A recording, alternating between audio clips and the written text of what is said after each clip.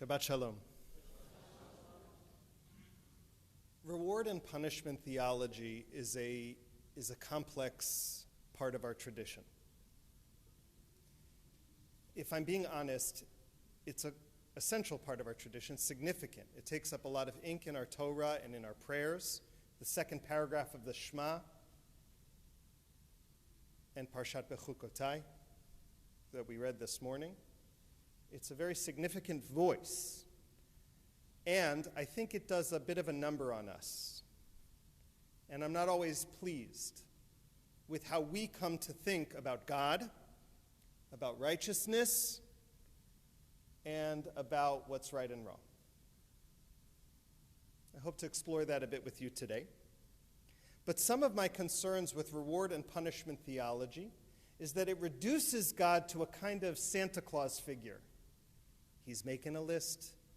He's checking it twice. He's going to find out who's naughty or nice. And if you're nice, you get a gift, a cookie, a prize. And if you're naughty, you get a lump of coal. That's the essential way in which God functions in reward and punishment theology. And it troubles me a bit. Because in my sense, we do what is right, we do what is good, not because of some reward, but actually because it's the right thing to do. Because we love God, because we want to serve God, not because of any potential reward or fear of some potential punishment, but because of who we want to be in this world. I actually wanted to read you a little passage, but my book's over there. Hold on. This was my way of telling you that I was reading it Friday night, and I didn't have a chance to put it into the sermon itself, so I'm just going to read you from the book. Oh no, I lost my page. Oy, oy, oy. Never mind, I guess it's not going to make it in the sermon. Found it. Summarize. This is from Rabbi Shai Held's new book, Judaism is About Love. I have to see if I have the finances to do this, but I'm inclined to make an offer that anyone who wants a copy of this book, I will buy it for you, as long as you make a commitment to make an appointment with me to discuss it. I haven't finished it yet, but I'm already so in love with this book that I want it to be out there. And if nothing else, it will have these words on every bookshelf in our congregation: Judaism is about love. So if nothing else, people who walk into your homes will internalize that message. Here's what Rabbi Held writes. He says, someone who observes Shabbat because she wants to acknowledge God for the wondrous gift of creation, or for the fact that she is free, or even because she just wants to do what she believes God wants, is very different from someone who observes it because she hopes God will reward her for it. Someone who keeps kosher out of a yearning to be connected to God is very different from someone who does so because he fears that otherwise God will smite him. Similarly, observing Shabbat or keeping kosher because that's what my community does, or that's what Jews have always done, is very different from observing them as part of a disciplined commitment to serving God.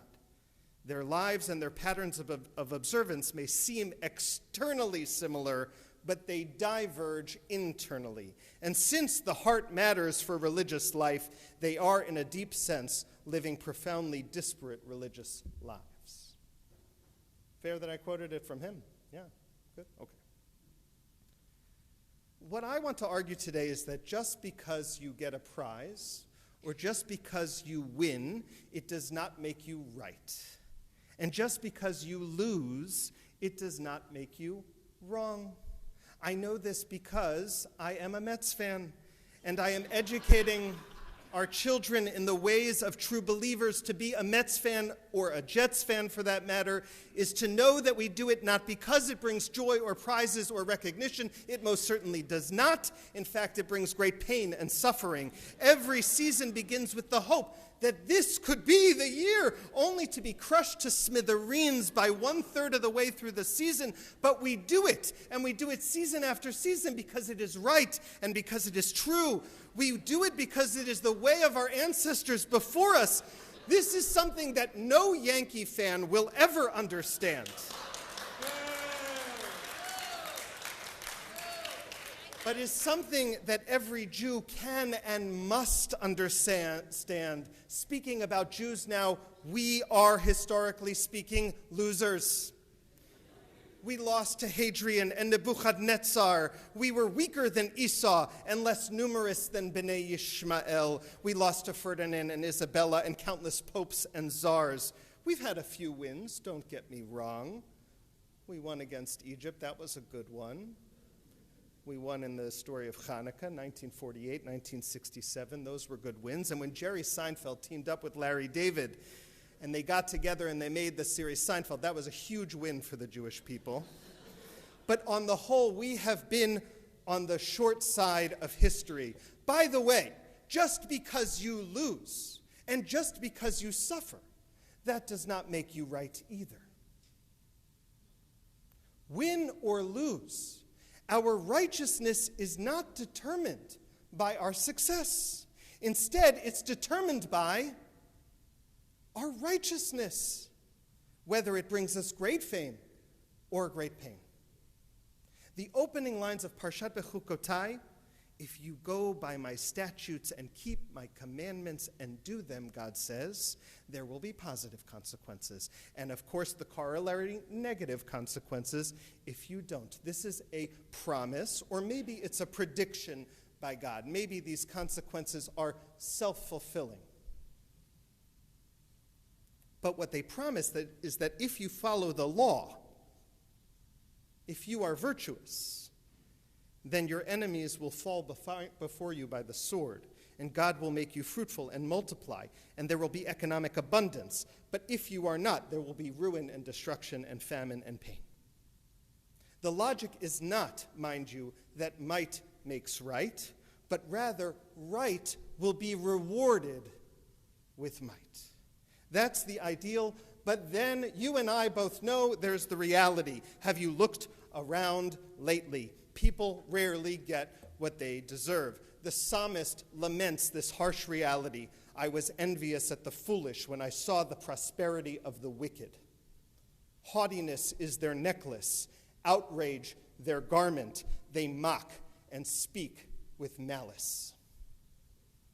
I think often of an image by Rabbi Shmuel Bar Nachmani of the Talmud who said, calamity begins with the wicked, but it consumes the righteous. The image that he's offering us is that of a wildfire.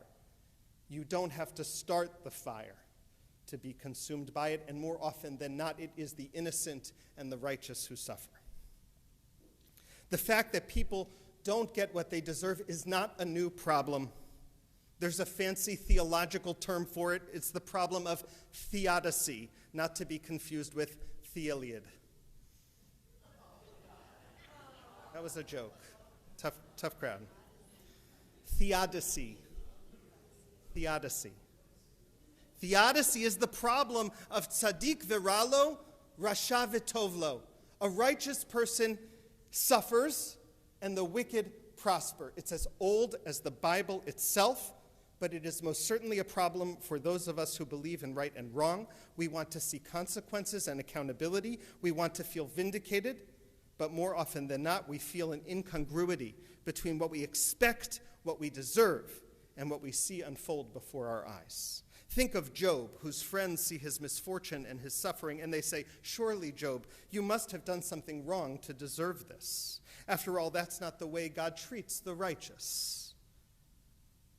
But Job is defiant. With a healthy dose of chutzpah, he insists, I have done nothing wrong. I do not deserve my portion. And he's right. And his book's inclusion in our Bible, in our canon, in our sacred book is an indictment of the Almighty. It gives voice to every person who feels upset that righteous people rarely get what they deserve, certainly not in this lifetime. And the wicked rarely get their just deserts. So our rabbinic tradition offers a fresh take on an ancient problem that enables us to make sense of a world in which the wicked seem to prosper. In Pirkei Avot, Ben Azai says the following. He says, Schar mitzvah mitzvah, v'schar aveira aveira. What's the reward of a mitzvah? A mitzvah. And what's the reward or the consequence of an aveira, a sin, a transgression? Another transgression. Now, I slipped up there. Another transgression? There's actually two ways to understand Ben Azai's statement. The first is that one mitzvah begets another mitzvah. Once you've done a mitzvah, it becomes easier to do another good choice. It sort of creates a permission, domino effect, where mitzvahs beget mitzvahs, which beget mitzvahs. And similarly with transgressions, once you've reduced the taboo against doing something, if you've done something wrong and you got away with it, no lightning came from heaven and struck you down, well then it's deliciously permitted in your mind, and you're more tempted to do it again. Or in a society, when someone gets away with something immoral or corrupt and continues to experience success, it gives permission, even invitation, to others to behave corruptly or immorally. But the second interpretation is the one that I prefer. It's not that the reward of a mitzvah is that it will lead to another mitzvah. Instead, it's that the reward of a mitzvah is having done a mitzvah. The reward is the mitzvah itself. It is its own reward. Virtue is its own reward. We don't look to external sources of validation or condemnation. If a tree falls in the forest and nobody's there to hear it, does it make a sound? If someone does something good and kind, but it isn't noticed, is it still the right thing to do? Yes. If someone does something right and suffers for it, was it still the right thing to do? Yes. If someone commits a crime and gets away with it, does it matter that they committed the crime? I hope we would all say yes. But I keep hearing from so many in our society today a certain cynicism. It sounds a little bit like this. I think that righteousness and virtue are quaint. They're very good ideals. They're sweet ideas, but they're for suckers and losers. When we engage in this type of thinking, we have fallen into what I would like to call the bechukotai trap. I've now coined that term. It goes something like this. If God rewards the righteous and punishes the wicked, then if somebody is winning, they must be right. And if somebody is losing, they must be wrong. This is foolish. You see, I think we're asking the wrong questions. The question is not whether or not people get what they deserve. If you're asking that question, I've got bad news for you. They rarely, if ever, do. Or even if they do, we rarely get the full satisfaction or vindication that we seek from these external measures. Instead, we should be asking ourselves, what is a life of virtue? Who are the people we look to for guidance on how to live a life that is right and good? What voices in society do I wish to amplify, to give a platform, to give a microphone? Which do I think should be disregarded and tuned out? What choices will I make in my daily life, in my business life, in my communal life, and yes, in our political life, that put Torah and virtue at the center of our being and not relegated to the sidelines as some quaint ideal we read about in ancient books? Elon Musk recently tweeted a Latin phrase, and since I heard it, it's kept me up at night. I am literally losing sleep over it. Now, I'm not on Twitter or X or whatever you're calling it these days, but I heard about it in a podcast this week, conversation between Barry Weiss and Jerry Seinfeld. It's worth listening to. You didn't ask, but the phrase is this: Vox populi, vox Dei. The voice of the people is the voice of God. Now, putting aside the question for a moment of who the people are in that formulation, are the people the respondents to your Twitter poll, Elon Musk? Or in a society that is divided on almost every issue, can anyone really claim to represent the voice of the people? But putting that aside, I disagree. The voice of the people is not, I'm sorry to tell you, the voice of God. The voice of God is the voice of God. God says, if you follow my laws and my statutes, not that which is popular, but follow the law. In this populist moment where we judge people by how many votes they get or how many followers they have, we tend to think that the loudest, most popular voices are the right or true voices, but that is nonsense. The most popular voices are not necessarily representative of the voice of God. They haven't been historically, and they are not necessarily now. The voice of God is still, and it is small, but it matters. Can you hear it? It's not the loudest voice out there. I hear from so many of you this sense of futility and fatalism, that certain outcomes are inevitable, that nothing we do matters. It doesn't matter. Nothing's going to change. The Torah says otherwise. It says what we do, how we behave, it matters. It matters to God, and it matters to the entire world. We must fight that sense of cynicism with every fiber of our being, because evil forces in our society exploit that cynicism to gain a foothold of power. They wear down your sense of right and wrong until you can no longer tell the difference, or you're simply too tired, too apathetic, or too jaded to think that anything you do can or will make a difference. They distort fundamental principles of truth and fairness and justice, such that we begin to believe that night is day and left is right. Friends, right is right, and wrong is wrong. And that matters. It matters. We must continue to be the kinds of people who stand for what is right and good, win, lose, or draw.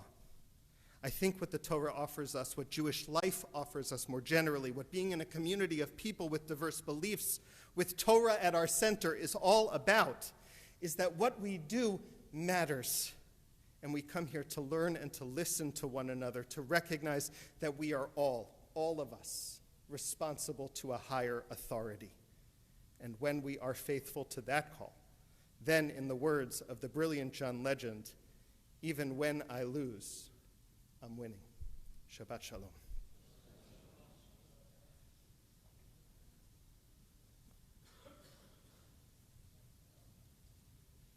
Please rise for Chatzi Kaddish.